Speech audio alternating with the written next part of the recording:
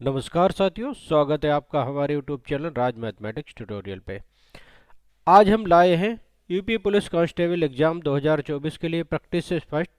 इसका ये पार्ट 2 है। पार्ट 1 में 1 से लेके 90 तक प्रश्न हमने हल किए थे। इसमें मैथ का पोर्शन जो है गणित का, इसमें आपको 90 से लेके 110 तक जो गणित के प्रश्न हैं वो पेपर सॉल्विंग मेथड्स हैं कि हम परीक्षा में किस प्रकार शॉर्ट ट्रिक से करते हैं, वो हम आपको सिखाएंगे। इसमें शॉर्ट ट्रिक का हमने इस्तेमाल किया है, उसी तरीके से आप अगर करेंगे तभी ये जो क्वेश्चन है टाइम में कर पाएंगे। चलिए 91वां क्वेश्चन है, गेहूं और जौ के मिश्रण में 80% गेहूं है, उस मिश्रण के 12 क्विंटल में कितनी गेहूं की मात्रा मिलाई जाए जिससे गेहूं का प्रतिशत 85% हो जाए। तो गेहूं और जौ का मिश्रण है, गेहूं है और जौ है, 80% गेहूं है तो जौ होगा 20%। अब कह रहे हैं कि 12 कुंटल है, टोटल कितना है 12 क्विंटल है, तो 12 कुंटल में गेहूं कितना होगा 12 गुणे 80 बटे 100, 12 अट्ठे 96 यानी कि होगा 9.6 क्विंटल। और जौ कितना होगा, जौ होगा 20 गुणे 12 बटे 100, 12 दूनी 24 यानी कि 2.4 क्विंटल, यानी कि 9.6 क्विंटल 12 में गेहूं है और 2.4 क्विंटल कितना है जौ है। अब कह रहा है कि अब उसे चाहिए गेहूं की मात्रा 85%, तो जौ घट के कितना हो जाएगा 15%। अब यहाँ है तो जौ तो इतना ही है, तो 15% बराबर कितना हो जाएगा 2.4 क्विंटल। तो 1% बराबर कितना हो जाएगा 2.4 बटे 15। तो 85% अगर हम गेहूं है हमें निकालना है तो 2.4 गुणे 85 बटे 15। तो 15 से काटेंगे, 5 तियाँ 15 और 3 पंजे 15 और 3 अट्ठे 24.8, 5 से काटेंगे 17 पना 85 और 17 अट्ठे होते हैं 136। यानी कि अगर गेहूं को आपको 85% लगाना है तो 13.6 क्विंटल लेना पड़ेगा, लेकिन है कितना 9.4, तो कितना और गेहूं चाहिए, तो गेहूं चाहिए 13.6 क्विंटल माइनस 9.6 क्विंटल, यानी कि 4 क्विंटल में गेहूं और चाहिए, इसीलिए इसका ऑप्शन डी सही होगा, 4 क्विंटल। नेक्स्ट है 92वां सवाल, एक बंदर 12 मीटर लंबे खंभे पर हर मिनट में 1 मीटर चढ़ता है तथा हर दूसरे मिनट में आधा मीटर नीचे फिसल आता है, बंदर कितने घंटे में शिखर तक पहुंचेगा। ये बंदर है, एक पहले घंटे में तो 1 मीटर चढ़ जाता है, लेकिन दूसरे 1 घंटे में क्या होता है आधा मीटर फिसल जाता है, आधा मीटर फिसल जाता है। अब जो चढ़ा 1 मीटर था, आधा मीटर फिसल गया, ये आधा मीटर, तो 1 घंटे में कितना चढ़ पाया, 1 घंटे में 1 हावर में चढ़ पाया आधा मीटर। तो ऐसे 11 मीटर चढ़ने में उसे कितना समय लगेगा, 11 मीटर चढ़ने में उसे लगेगा 11 बटे 1 बटे 2 गुणे 2, क्योंकि ये 2 है तो ये हो जाएगा 11 गुणे 2, ये बटे वाला 2 ऊपर हो जाएगा और गुणे 2, 11 दूनी 22 दूनी 44, कितना 44 मिनट लगेगा, कितने 11, लेकिन 12वें मिनट में क्या होगा बंदर ऊपर ही चढ़ेगा, नीचे फिसलेगा नहीं, तो यहां तक इसे 44 मिनट लग गए और इधर 1 मिनट और 1 मीटर में लगेगा, तो 44 प्लस 1 कितना लगेंगे 45 मिनट, कितने 45 मिनट। तो इसका आंसर सी सही हो जाएगा, 45 मिनट 45 मिनट्स। एक बार फिर से समझ लीजिए, ये बंदर 1 मिनट में 1 मीटर चढ़ता है, फिर अगले 1 मिनट में आधा मीटर फिसल आता है, तो यानी कि टोटल 2 मिनट में उसके 2 मिनट में कितना चढ़ता है 2 मिनट में चढ़ता है आधा मीटर, तो इसलिए 11 मीटर चढ़ने में उसे कितना लगा 11 बटे 1 बटे 2 गुणे 2, यानी कि 44 मिनट। तो शिखर तक पहुंचने में उसे कितना समय लगेगा, 44 + 1 = 45। ये 60 ट्रिक है, वैसे इसे लगाओगे तो काफ़ी, ये 60 ट्रिक है, इसीलिए आप याद रखें जब भी है जो भी समय है, जैसे आधा मीटर फिसल आता है तो वो नीचे कर दीजिए, 2 मिनट में इतना चला, तो इस तरीके से आप इसे। क्वेश्चन नंबर 93 है, 8/13, 32/97, 16/57 और 2/7 उपयुक्त भिन्नों को आरोही क्रम में, आरोही मतलब बढ़ते क्रम में, बढ़ते क्रम में लगाना है, इंक्रीजिंग ऑर्डर में आपको सजाना है।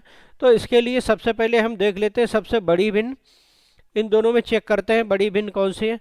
तो ये 8/13, इधर लिख देते हैं 32/97, तिरछी गुणा करो, जिसका गुणनफल ज़्यादा आए अंश का वही भिन्न बड़ी होगी। इसका इधर का आएगा 716, इधर का 416, तो यानी कि यहाँ हमें मिल गया 8/13 बड़ी है 32/97 से। अब 32/97 और इसमें चेक कर लेते हैं, ये है 32/97, 16/57 में, तो जब हम तिरछी गुणा करेंगे तो इधर आएगा 1824 और इधर कम आएगा, तो यहाँ मिल जाएगा 32/97 बड़ी होगी 16/57 से। तो हमें यहाँ मिल गया सबसे बड़ी है 8/13, उससे बड़ी है 32/97, उससे 16/57। अब हमें चेक करना है 16/57 और 2/7 में, 2/7 में, ये है 16/57, 2/7, तिरछी 16×7 112 और ये इधर आ जाएंगे 114, यानी कि यहाँ से मिल गया 2/7 बड़ा है 16/57 से। तो अब हमें बढ़ते हुए क्रम में लिखना है, तो सबसे छोटा 16/57 हो गया, तो ये हो गया 16/57, इससे बड़ा हो गया 2/7, इससे बड़ा हो गया ये 32/97, 32/97, और इससे बड़ा हो गया 8/13। अब मिला लेते हैं, देखो 16/57, 2/7, 32/97, इसलिए इसका ऑप्शन डी करेक्ट हो जाएगा। 94 है, एक धार्मिक आयोजन में स्त्रियों पुरुषों की संख्याओं का अनुपात 3:2 है, 20 और पुरुषों के आने से अनुपात उलट गया, स्त्रियों की संख्या ज्ञात कीजिए। तो पुरुष हैं एक तरफ और एक तरफ है स्त्रियां, ये अनुपात है 3:2 का, तो हम मान लेते हैं 3x ये होगी, 2x है, फिर 20 पुरुष और आगे, तो ये हो गया 2x + 20, लेकिन अब अनुपात क्या हो गया, अब अनुपात हो गया 2:3, यानी कि हम लिख सकते हैं 3x/2x + 20 = 2/3, तिरछी गुणा कर दो, 9x 2 दूनी 4x और 20 दूनी 40, तो यहाँ आ जाएगा 9x - 4x = 40, यानी कि 5x = 40, तो x बराबर हो जाएगा 40/5, 8 पंजे 40।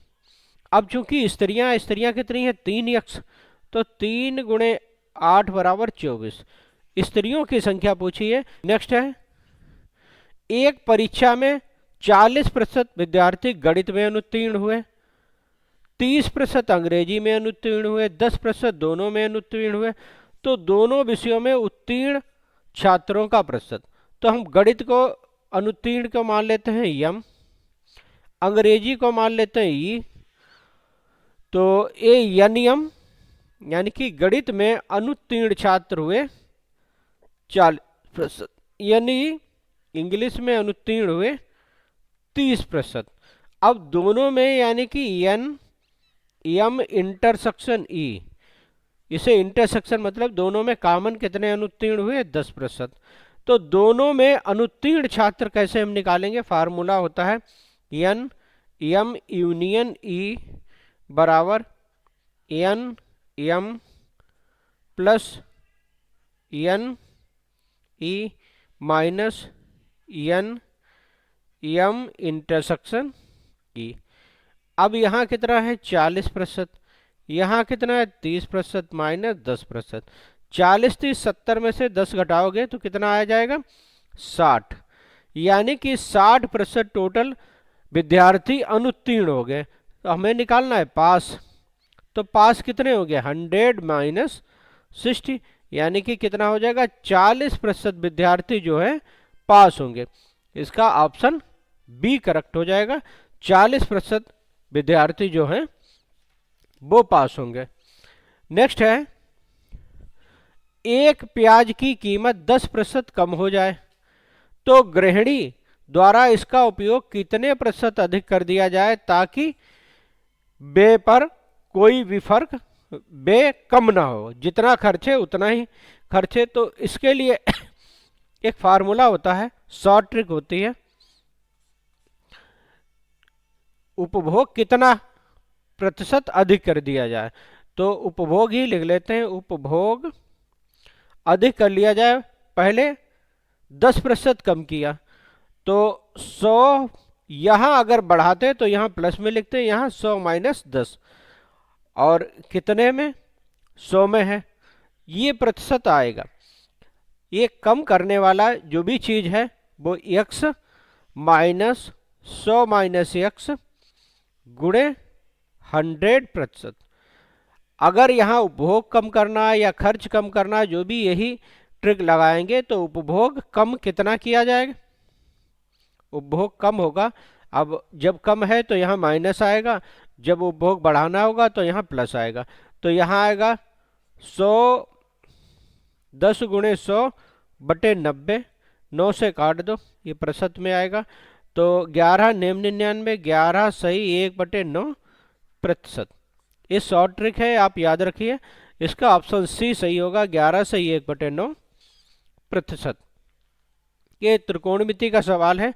टेन थीटा बराबर 12/13, तो 2 sine theta cos theta upon cos square theta minus sine square theta का मान क्या होगा। ये 2 sine theta cos theta upon cos square theta minus sine square theta.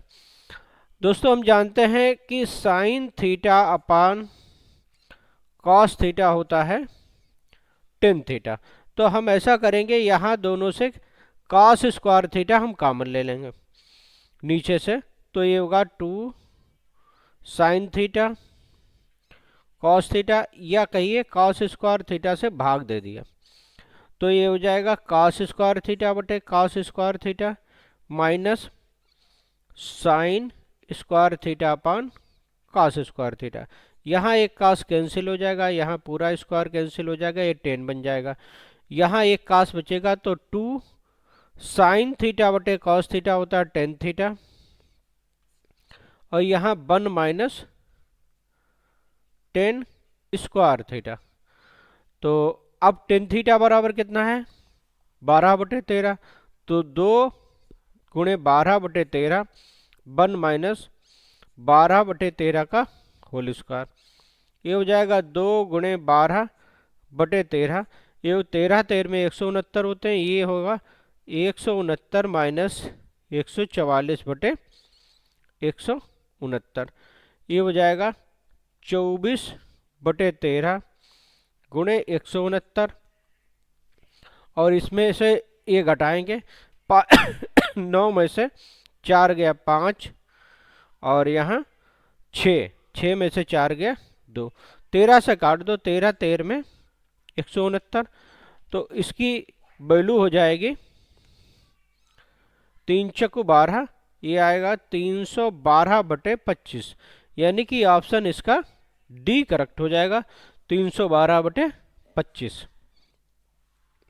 Next question है 99, 5 प्लस √3 अपान 7 माइनस 4√3 बराबर 47 ए प्लस √3b।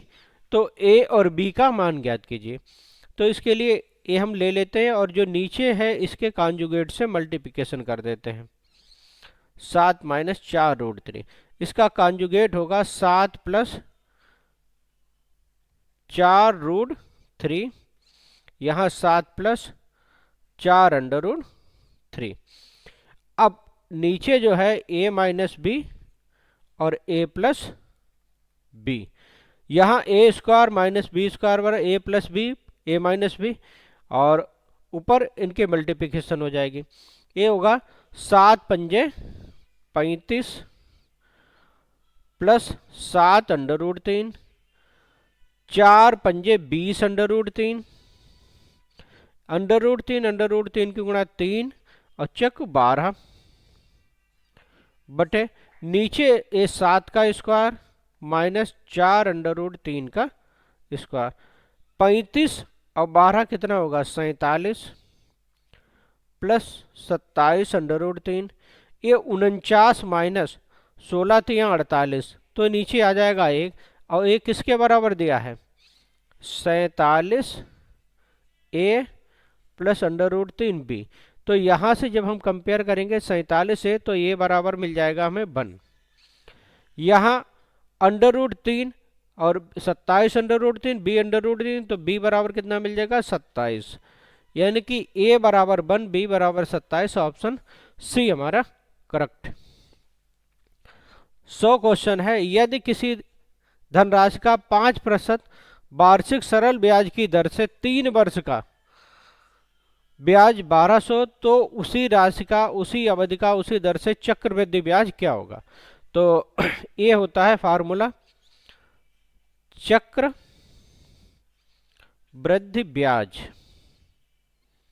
ये शॉर्ट ट्रिक है, minus साधारण ब्याज बराबर दर गुणे साधारण ब्याज बटे 100।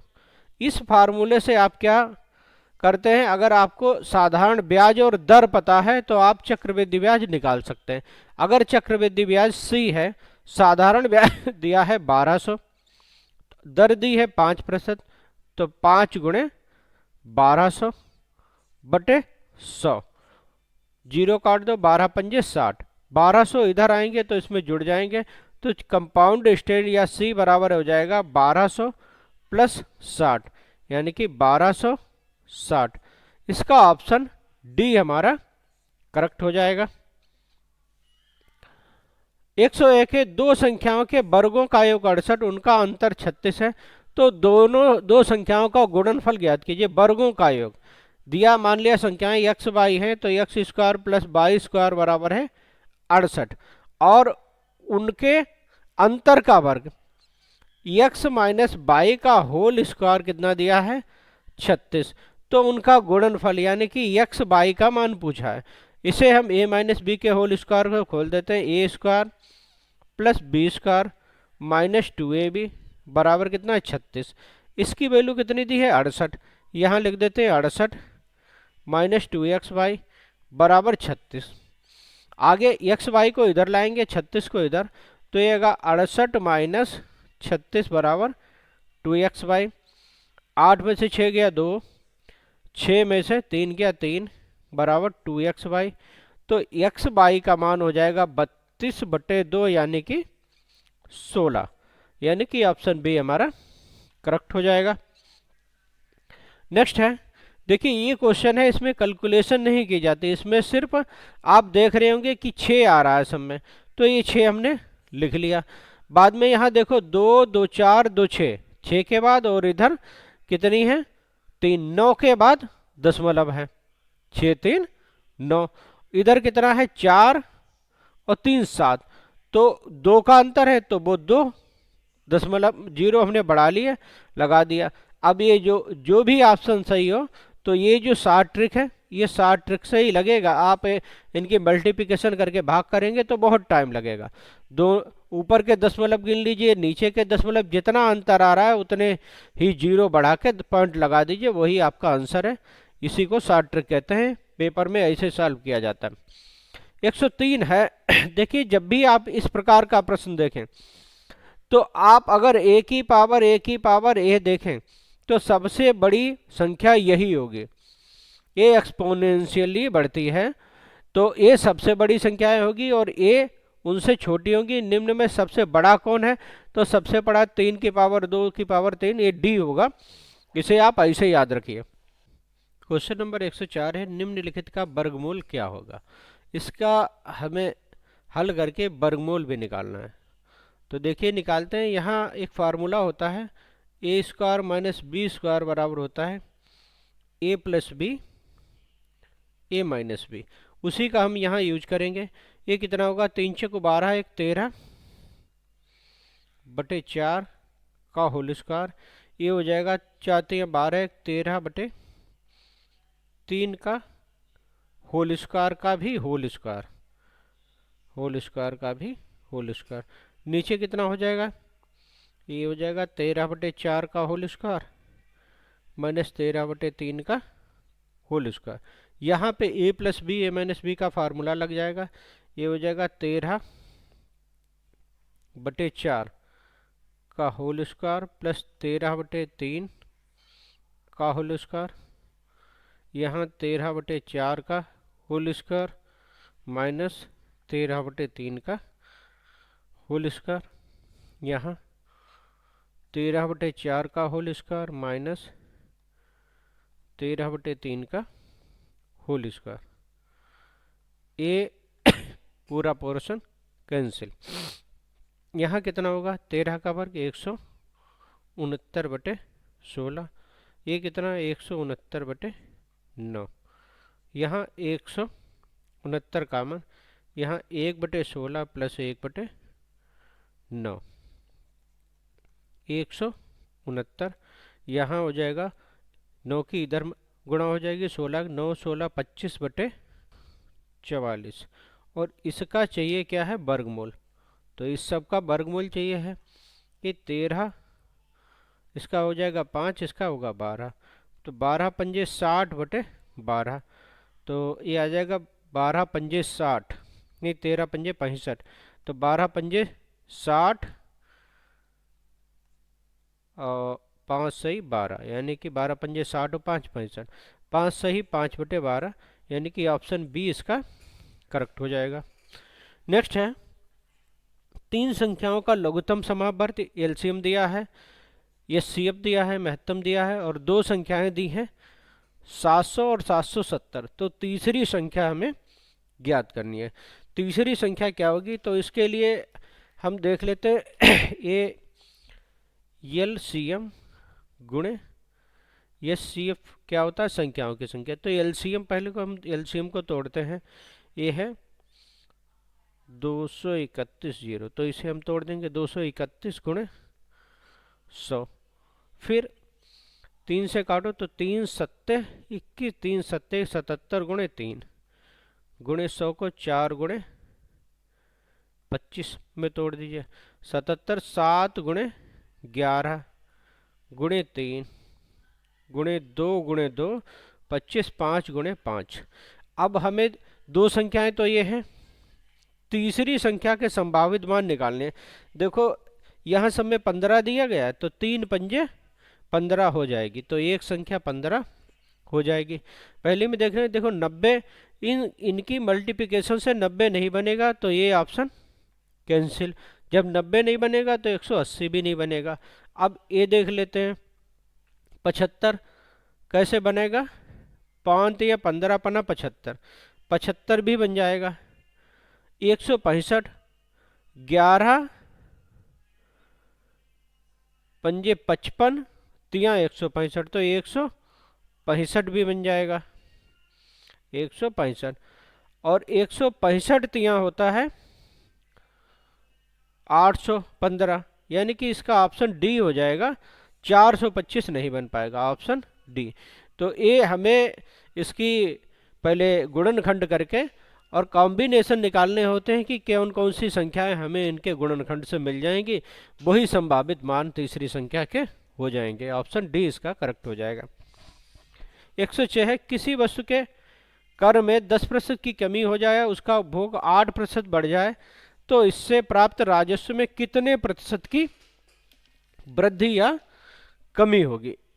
तो देखिए ये वृद्धि या कमी का फार्मूला होता है वृद्धि आवलिक कमी का फार्मूला होता है ए प्लस बी प्लस ए गुणे बी बटे 100। ये शॉर्ट ट्रिक मान लीजिए, शॉर्ट ट्रिक है, एसटी है। तो अब इसमें अगर कहीं पे वृद्धि हो रही है तो प्लस में हमें मान रखना है, और कमी हो रही है तो हमें माइनस में मान रखना है। ये वृद्धि हो रही है तो इसलिए इसका मान प्लस में रखा जाएगा, ये कमी हो रही है तो इसका माइनस में और इसका प्लस में। तो पहले आएगा -10 प्लस 8 प्लस ये हो जाएगा -10 गुणे 8 बटे 100। ये आएगा -2, ये आएगा -80 बटे 100, यानी कि -2 -0.8, तो ये हो जाएगा -2.8, और माइनस में आया तो क्या होगी, कमी। तो यहाँ ऑप्शन सी हो जाएगा 2.8 की कमी। ये शॉर्ट ट्रिक से हल होगा। नेक्स्ट है साक्षी एक काम को 20 दिनों में कर सकती है। तान्या साक्षी से 25% अधिक कार्यक्षम है, मतलब उसकी कार्यक्षमता अधिक, वही काम पूरा करने के तान्या को कितना। तो एक तरफ हम लिख लेते हैं साक्षी, एक तरफ लिख लेते हैं तान्या। साक्षी 20 दिन में कर सकती है, और मान लिया ये 100% कुशल है, और ये इससे 25% ज़्यादा है, तो ये कितनी 125% हो जाएगी। अब कार्यक्षमता 25 से काट देंगे, 25 चक 100, 25 पंजे, इसकी कार्यक्षमता 5 आई, ये यहाँ पे कार्य क्षमता। तो ये कार्य क्षमता 20 दिनों में टोटल काम करना कर पाएगी 20 चौक 80, और ये 80 काम को 5 कार्य क्षमता से कितने दिनों में करेगी, 80 बटे 5, यानी कि 16 पंजे 80। तो दिन कितने लगेंगे, 16 दिन। ऑप्शन बी करेक्ट हो जाएगा। ये 7, 8, 9, 10 ये इस चित्र पर आधारित है। देखिए पहला है ए से बी तक कार द्वारा तय की गई दूरी। देखिए ए से ये ऊपर दूरी है, डिस्टेंस, अगर ऊपर बढ़ रहा है, और नीचे है समय, तो अगर इसमें कोई ऊपर क्यों बढ़ ही नहीं रहा तो डिस्टेंस कितनी होगी, 0। चित्र देख के ही हमें पता लग जाएगा। दूसरा है पूरी यात्रा में कार द्वारा तय की गई दूरी। तो पूरी यात्रा में देखिए ये यहाँ कितनी चली, 100 किलोमीटर, फिर यहाँ कुछ नहीं, फिर यहाँ कितनी चली, यहाँ से यहाँ तक 100 है, और यहाँ से यहाँ तक कितनी है 50, और यहाँ से यहाँ तक कितनी है 150। तो 150 और 150 कितनी 300 किलोमीटर, यानी कि इसका ऑप्शन डी सही हो जाएगा। देख के उत्तर। सी से डी के बीच की कार की औसत चाल, ये सी है डी, तो इसे यहाँ 1 घंटा 1 घंटा 2 घंटा, समय कितना है, समय लगा 2 आवर। डिस्टेंस कितनी है 150, डिस्टेंस कितनी है 150, दूरी है 150 किलोमीटर।